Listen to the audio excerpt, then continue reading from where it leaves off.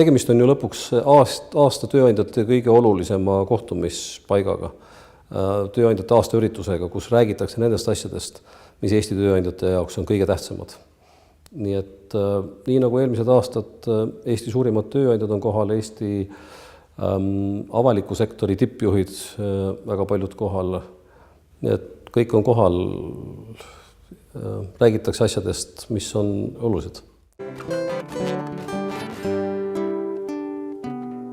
Lennart Meri kõne on minu arvates väga oluline kõne sel aastal. Lennart Meri kui presidendi kõnet kuulsime me viimati 18 aastat tagasi.